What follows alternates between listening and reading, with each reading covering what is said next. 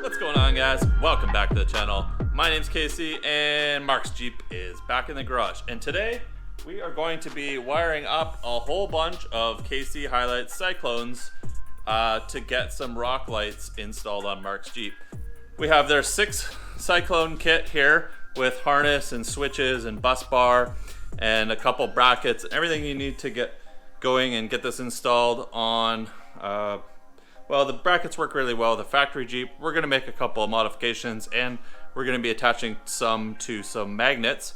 As well, we have more, because I find that the 6 lights on the JK are not enough. So we actually bought another 6 Cyclones, and we're going to be installing 12 of these. Now, not all of them are going to be rock lights, just like on my Jeep. We're going to have some of these as rock lights and courtesy lights underneath the rockers here, underneath the sliders. We're going to have some in the wheel wells so that we have some good clearance lights.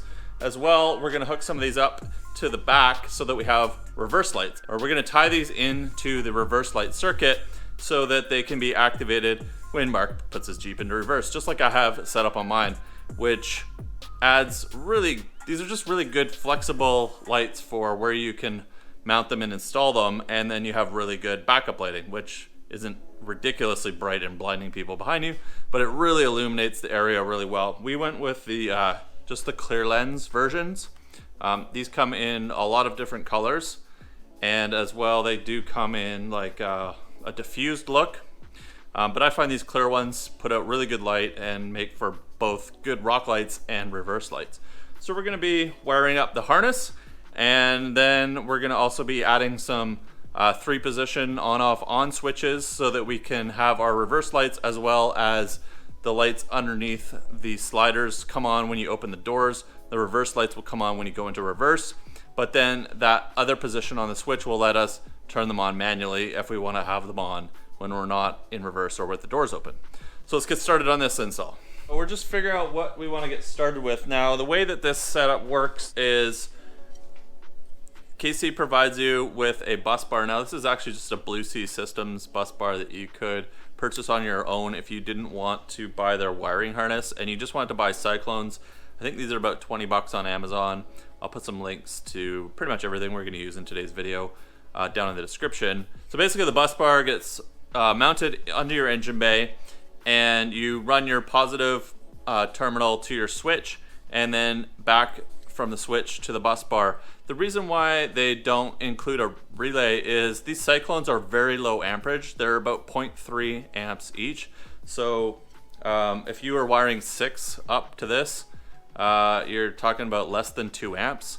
We're not going to put all 12 onto this bus bar. We're going to have a reverse circuit and a rock light circuit. So what we're going to do is we're going to start with mounting this bus bar under the hood, and we're going to mount it right near the battery. I have a spot here, and this is where on mine, basically I mounted one here. I actually have 2 of these for 2 different rock light circuits. So I mounted one here, and the other option you can mount it is right here, and it's just kind of up to you where you want to mount this. I like this because it's plastic, so it's kind of easy to put a couple self-tapping screws into. But you can mount it anywhere. This is a good spot because you can run the wires along the top, and the other set of rock lights on the passenger side, you can drop the harness in through right there and down your fender well and alongside the frame and alongside of your Jeep. And then for the driver's side, we're going to run the harness along the top and basically do the same thing, dropping it down in the wheel well and along the frame to the back of the Jeep. So I've just got the harness that KC supplies with this kit. Basically, you've got 2 wires that you're going to run into your cabin to your switch, and then you've got a 3rd wire that you don't need to run into the cabin, but it's basically just a ground wire for the switch. If you're using the KC switch that came with it, it has a little illuminated LED on it. So you're gonna have your power coming off your battery, which is the yellow one here, that's the fuse. That's gonna run out to the switch. And then your green one here is gonna run, it's basically coming back and it's gonna power that bus bar that I was just showing you. And we'll have a third wire coming in to trigger it off of the interior light circuit that we can get to on the passenger side. So what you're gonna wanna start out doing is, once you've mounted your bus bar, kind of gives you an idea of where you're gonna be wiring your wires to. Okay, we're just gonna follow the factory harness. There's some aftermarket lights in here already. We're just gonna follow this along. We're gonna figure out where we're gonna punch this through. I already have some stuff running through this cowl hole already. All right, so Mark is just gonna jam the fish tape through here. Let me show you guys where we're putting this. Here, put the fish tape through.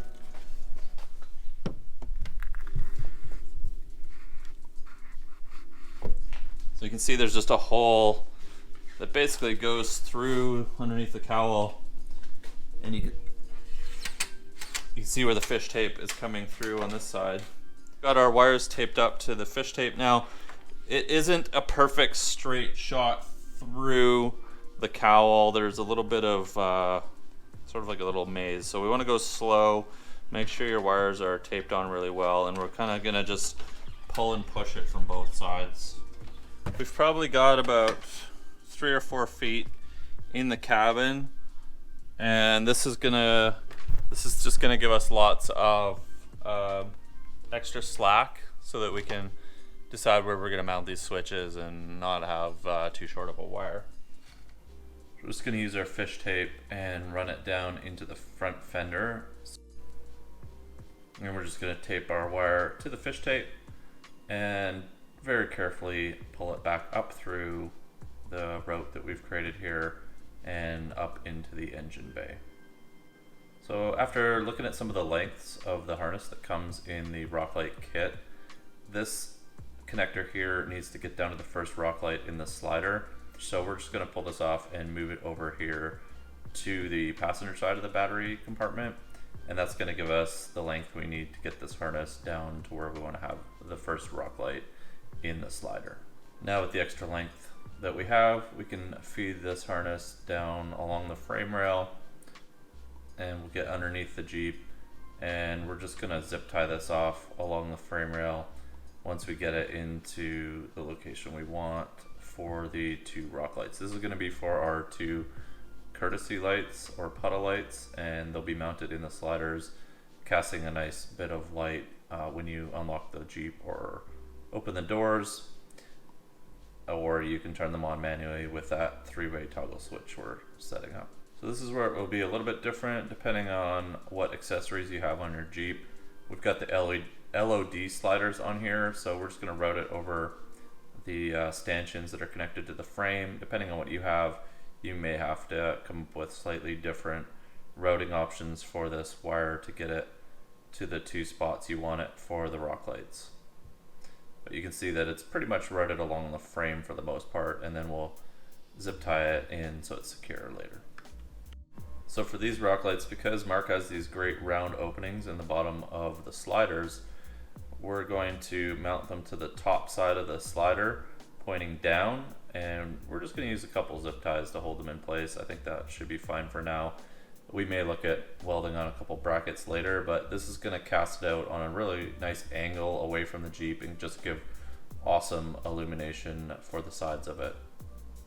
So as I was talking about before, we're going to have a 3-way switch, and one position is going to set these lights, these 4 rock lights that go in the sliders, to trigger off the interior light. Now this is an 08 Wrangler, and the wire colors do change as you get into the newer models, so double check before you do anything.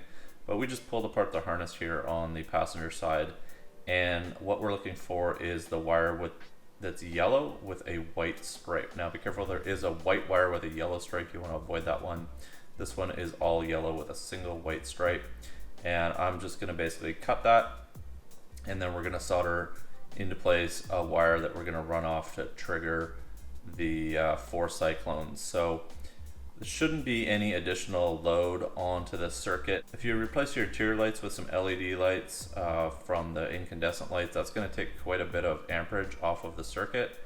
And then we're only adding 4 cyclones, which is about 1.2 amps or so. So what's cool about this switch is it has an on position in the top, and then it has a off position in the middle, and then it has another on position in the bottom, which you can basically set it to trigger a load, in this case the cyclones, off of either position. So in the top position, it will have a feed directly from the battery, which will then power the cyclones. And in the bottom position, the feed will come off of the interior light circuit, and so it will only have power if the doors are open or when you just unlock it.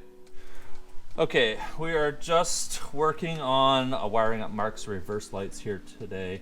Basically, we're just adding the 4 cyclones, so we're going to be adding 2 to the bumpers, 1 on each side, and then we've done similar to what I've done, and we're adding a cyclone reverse facing here to illuminate the back of the Jeep. But we've just basically taken this wire and run it along the frame rail all the way to the back and to this junction here. Now this is just a switched positive wire. It is tied into the backup circuit, so when you put it into reverse, the switch can then be activated. You can flip the switch, which triggers a relay, which then powers this wire. So the switch, you can actually disable all these auxiliary backup lights when you go into reverse, or you turn the switch on, and when you go into reverse, all the backup lights come on. Fairly straightforward. And how we're gonna mount some of these lights is the exact same way that I've done it on mine. We've got these, I think they're 2.5-inch magnets. They're like 30 pounds of magnetic force, super strong. And we just bolted the cyclones onto them, and we'll connect them up. So what this is going to allow us to do is really awesome, because we don't have to permanently mount the lights. So Mark, we want to illuminate behind the wheel, we can. We want to illuminate behind more, we can easily just flip it over there. And if we want to tuck them away, we can flip them back behind the bumper, which is really cool. So kind of a cool way to mount your cyclones. These are like 20 bucks for 6 or something on Amazon. I will post a link down in the description to them. We've got a whole bunch of these lined up. I don't know if they all need to be on magnets, but hey, it looks kind of cool. This would be kind of fun to have on the front of your Jeep driving down the road. All right, the moment of truth. Let's see if they all work.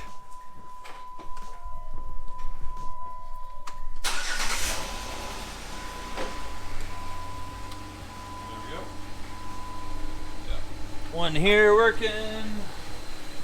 Got one here. Obviously, these are not going to be their final resting position. They're going to be facing that way, like that. That one works. Come around to here. This guy works, so you can see where that's going to sit. Once we loom this up, tuck this away, gives you really nice, good coverage. Back in here behind the wheel. And then same thing with this one. Just temporarily stuck it to the side, but it's going to be facing that way. And it's going to cast really good from here, really good light onto the back tire and sort of into this rear quarter area. All right, it's day 3. We are still installing on Mark's Jeep. We are finishing up by doing on the front here, we're just going to be putting the rock lights in underneath and magnetically attaching them to whatever this is, the fender bracket. We're just going to put the magnets, connect them up, put a zip tie to hold them in case something happens and they don't go flying off. And then we've got a couple, just like on mine, where we have a magnet that's going to connect them here onto the front of the bumper, and that gives just basically, it's going to give really good illumination all around to the front of the tire, over the top, on the back of the tire. While we were away, Mark welded on a couple brackets to the side of the bumpers here, and we can have our reverse lights, not on the bumper, on the rock sliders. So this is our powered wire, that's coming off the switch. And we have 4 Cyclones connected to this circuit, which has a draw of about 1.2 amps. So we're not using a relay, which has power directly off the, oops, we want that. Yeah, that's good. No, we want that under there. Which has power directly off the fuse to the switch, to this bus bar. Now, whenever we turn the switch on, anything connected to this bus bar will be powered up, which is gonna be 3 circuits. 1 for the fender, 1 for this fender, and 1 circuit that will have 2 Cyclones on it that's gonna go down to the bumper and have a Cyclone on each side of the bumper. Okay, we've taken a pair of wires, we've run it down behind the grill, under the bumper, and we've got a splice, basically 1 pair of wires, positive, negative, coming over here to this side, and a second pair of positive negatives coming over to this side. This is where our other Cyclone's gonna be. So this just follows where we mount our winch line, our power for our winch, just following up, and we're running it up into the bus bar here for positive. We're grounding everything out on this 1 bolt here. This is where we've been connecting all our grounds. And then we've got the last wire coming, where does it go? Down here through the body, and it comes down into the fender, and we've got this light magnetically connected to where the fender liner would normally cover this. So it's actually a really good spot if you're using a magnet to hook this up. And we're just going to put the bullet connectors on the end of this, and then we're good. We'll put a zip tie on here just as sort of security measure. Just gonna solder some connectors on here, and then we are done. Goes around over here to our bus bar. Pop that right in there, lock her down. 1 more, we've got 1 more we need to connect up, which is insanely too long. Okay, that should be all our ground wires we need to do. So we were just testing out our setup here because we're done. Now, this is the Blue Sea Systems bus bar, and you can see that it's actually a bus bar right across. You can just keep connecting multiple things to it, and when it's powered, everything will turn on. What we thought, and I'll explain this to you as we go, we thought this bus bar was the same. We just picked it up, we went to the marine store, asked for a bus bar, and that's what they gave us. But it turns out it's just left to right. Each one is an individual circuit. We picked up this bus bar, and we thought it was just the same as the Blue Sea Systems bus bar, in that when you power one, it powers it all across. That's what we asked for at the marine store, and this is what they gave us. Wasn't even thinking about how it was constructed. I thought maybe there's a channel or a plane in the middle, but there isn't. Each one is only, you power one side, and it powers the opposing side. So when we were hooking this up during the installation, thought that hooking up to each terminal was gonna power it just like we have on the Blue Sea Systems one. But in fact, that is not true. So temporarily, until we get another bus bar, we hooked up each circuit. So everything is hooked up to these 2 top terminals here for now. And we'll just pull this out and put a Blue Sea Systems in and reconnect each circuit, and it should be good. But for now, this is just a quick little temporary workaround to what we thought was gonna be the right solution, but it isn't. But anyways, it all works now, so that's good. We just finished testing, and yeah, we'll wait till it gets dark and show you guys what it looks like when this thing is all lit up, because there are 12 in total Cyclones illuminating this thing, so it's gonna be super bright. All right, guys, that is a wrap installing all of these Cyclone LED lights onto Mark's Jeep. He now has some awesome rock lights / courtesy lights. He's got wicked lighting up front, under the fenders, and the bumper as well. He's got just amazing backup lights. This is great. I find the Jeeps just have really insufficient lighting for backing up, and a couple of these Cyclones really make a big difference. Let me know what you guys think of this install, or if you have any questions down in the comments below. I keep a tab on them pretty much every day, and will answer any question that you leave down there, if I do have an answer, that is. If you're not already subscribed to the channel, hit that subscribe button. I really do appreciate it. I do put out a video every single week, so you don't miss any of my new uploads, vlogs, reviews, install guides, pretty much whatever's going on around off-roading or any products, Jeep stuff that I've got going on will be on this channel for you guys. We're heading off to Jeep Jamboree in a few days. Actually, this video is uploaded while I'm at Jeep Jamboree, so make sure you don't miss the vlogs that will be coming up from Jeep Jamboree, and I'll see you guys very soon in the next video.